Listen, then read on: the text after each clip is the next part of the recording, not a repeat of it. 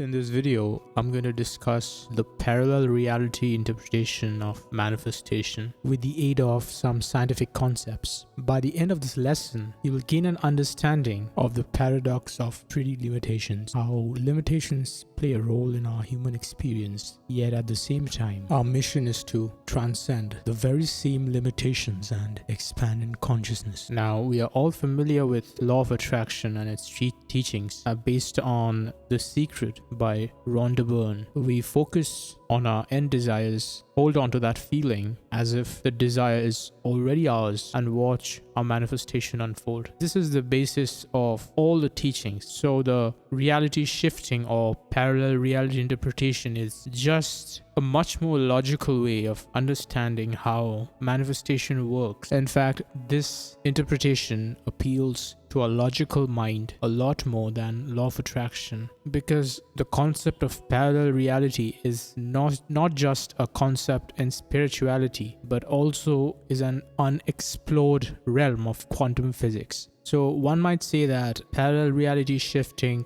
or quantum jumping, there are different names to it, is this gray area between science, particularly quantum physics, and spirituality. If you happen to be a science student who is familiar with Young's double slit experiment in quantum physics, you know exactly what I'm talking about. But I'll leave the technical stuff for another video on another day, because today's main topic of discussion is parallel reality, illusion of time, and all adjacent concepts that might clarify our understanding of how the universe works and how our consciousness is the only constant thing in this ever-changing sum total of our reality. So the basic idea is that there's an infinite number of parallel realities that exist. It's difficult to wrap our minds around this idea of infinity as finite 3D beings, or should I say through this finite consciousness of our five senses: the millionaire you, the broke you, the beautiful you, the ugly you, and all other definitions of this human identity of yours are superimposed in this soup of parallel reality. Now, when I say superimposed, I mean this at the quantum level, at the fourth dimensional level of consciousness. Like a stack of cards, every state of your being simultaneously coexists with one another. However, God became man so as to experience this infinity through finite lenses of the five senses and the limitation of time. So this limitation was intentional, as it helps us savor every moment of our experience. You know how you sit through a movie and you watch it frame by frame. Every second is different and new, and the only reason you enjoy it because you don't know what's coming next. You can think of your human existence in this three-dimensional form as one giant film where your higher self or higher consciousness deliberately limited himself so as to create this illusion of novelty, so that you are able to enjoy every single moment, every single new experience. However, unlike a film, your consciousness is capable of driving the direction in which your reality moves. So unlike a film where things are predestined, the entire plot is pre-written by the director, your consciousness, or this sense of I am, is the director of your film. Now, it's very easy to get caught in this illusion of everything is happening to us in a linear fashion, and especially if you take into consideration this very intuitive and scientifically sound concept of causality or cause and effect. Everything seems like there is some pre-calculated end state that must follow every event. For example, the law of gravity gives us confidence in the fact that if we throw a ball upwards, it is bound to travel downwards after a certain point in time. While these laws themselves aren't false, they are artificially made by the unity or God consciousness to give some kind of structure to a 3D understanding of reality. When I say structure, I mean you can take the example of a bottle containing water.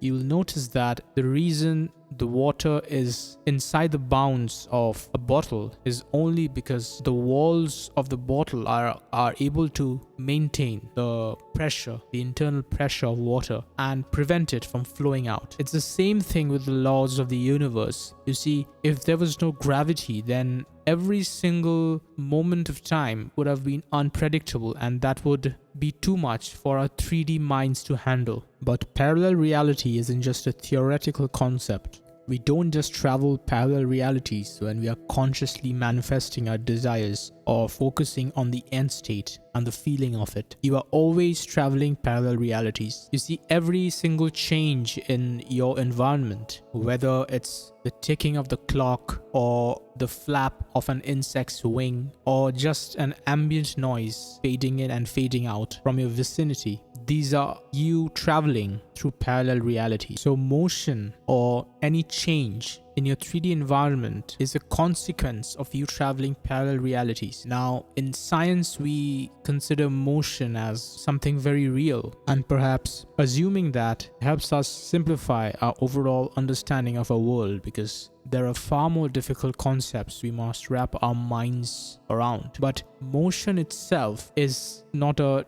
direct occurrence, but it is rather a consequence of you traveling through parallel realities. So you can consider one single reality, right? Because there are infinite ones. You must be always at any given moment you are in one reality, one unique reality, right? So each reality is like a still frame. It's like a still three-dimensional frame, like a photograph. But you are traveling through different moments so fast that you aren't really able to capture any single one and view it like you view a photograph, because every single thing is always changing, every single thing is always moving, right? So you traveling through parallel realities is causing motion, and motion in turn creates this illusion of time. Now we look at time as something that exists outside of us, something that exists to change things in our environment, but it's the opposite. You will notice that the only reason you are able to perceive the existence of time is because there's always something that's changing or moving in your environment. Since the dawn of humanity, human beings have been measuring time in terms of other stuff. Before the invention of clock, we would rely on the position of the sun and the existence of daylight, or conversely darkness, to tell the time of the day. So we are always relying on external changes to measure time. And even the clock, it tells us time through position in its position of its hands, and in case of a digital one, it's the digits that's being displayed. So if I were to take away every single external element that you use to notice change, then there would be no time. So let's say you were locked up in a very dark room, which is completely soundproof and absolutely pitch black. You would lose the sense of time. You would perhaps only witness the existence of time through the changes in your own biology. There are different testimonies of prisoners who've been in solitary confinement losing the sense of time after a while. In fact, they think that only a few days has passed since the time they've been locked up, but it's been weeks or even months in some cases. Other times, when the experience is extremely difficult and one is longing to be free, then the perception of time works in reverse. That is, days feel like months and hours feels like days. As a student of quantum physics, I used to explore the idea of time even before I knew what law of attraction or law of assumption was. And physicists all agree that time itself is a subjective phenomenon. So this idea that time is something that's objective, lies outside of us, and we are collectively accountable to it, is an illusion of the mind. And by that I mean the three-dimensional mind that is only capable of perceiving reality in a linear fashion. This isn't to say that you should go about life like time doesn't exist. In fact, when you're interacting with your 3D, the concept of time is what makes life interesting. time is what gives us limitations. So when God became man, he created this construct of time, but without entertaining the possibility that there is something that lies outside the bounds of time, we would fall victim to a God that lies outside of us, and so lose touch with our own godhood. We might say that if time is a construct, then is causality itself a construct too? This idea that certain events must precede some others and that certain things directly cause the others to occur in a sequenced manner. For example, we know that in classical physics, the law of gravity tells us that if we throw a ball upwards, it is bound to come downwards after a certain amount of time. And the force that's responsible for it to come downwards is called gravity. So is gravity itself an illusion? The answer is yes, but calling it an illusion would not make much sense, as the connotations of the word can be negative. So gravity isn't an illusion as in it isn't deceptive, but it is something that trivializes our human experience. From the perspective of unity or God consciousness, all realities exist simultaneously. So if you were to throw a ball upwards,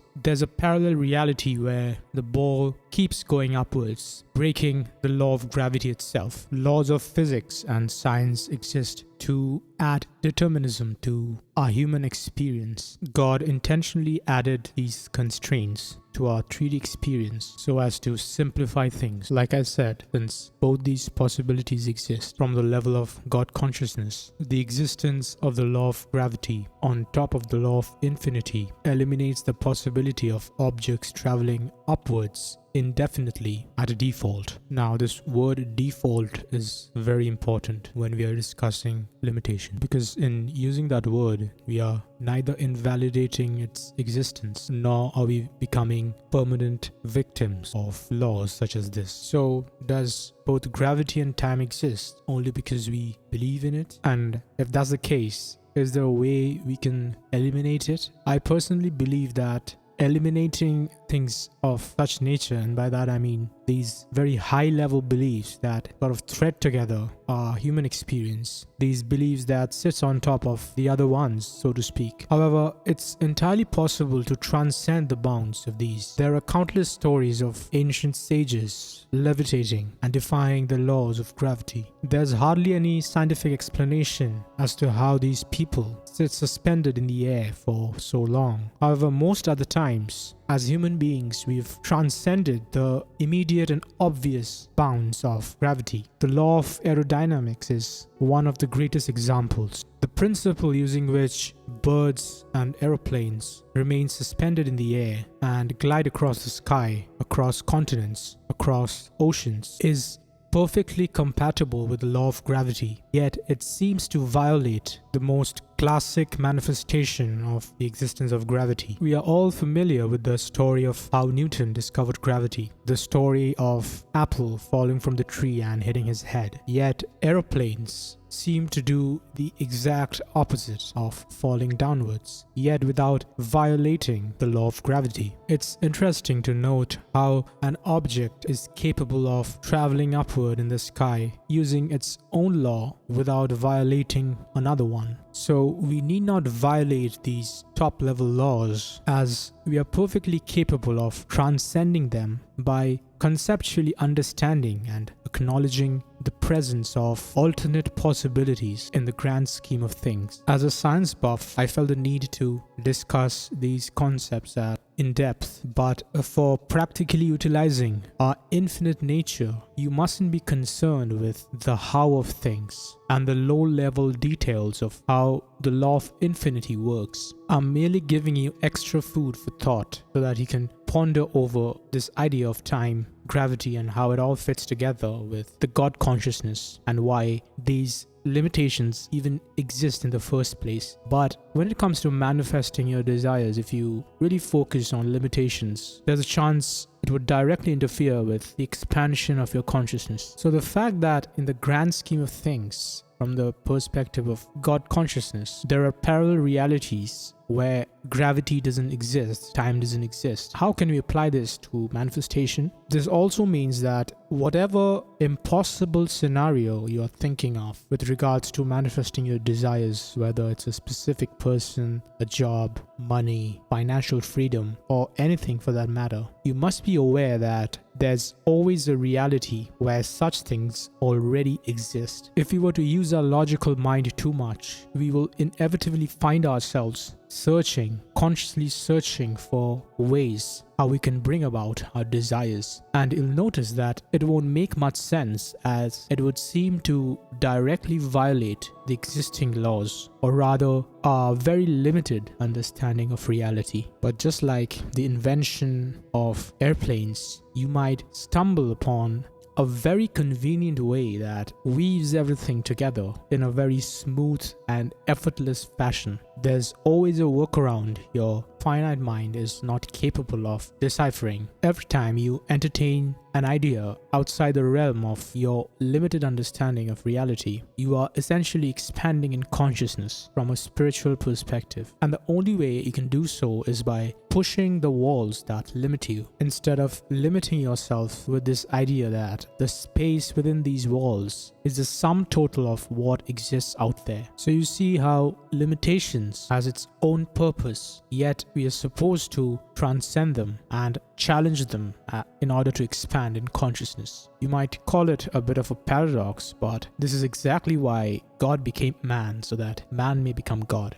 God chose to hit the reset button, in a manner of speaking, so as to start from scratch. My intention behind sharing this lesson with you is not to share a quick technique or something that you can implement right away. I'll make videos on such topics in the near future, but this concept of reality shifting, quantum jumping, and the existence of infinite parallel realities is one of the most intuitive, one of the most conceptually clear ways of acknowledging that there are things outside the realm of your five senses, and that there's more to this universe than what your finite, conscious, and human mind is capable of realizing with this vessel of flesh and blood. I hope this lesson brought clarity to your understanding of how manifestation works. And while we are supposed to transcend the boundaries of our five senses, our sensory experiences exist for us to enjoy our human experience. I'd like to end this lesson by loosely translating one of Dr. Bruce Lipton's quotes. If we were all spirit and no human, how would we know what chocolate tastes like?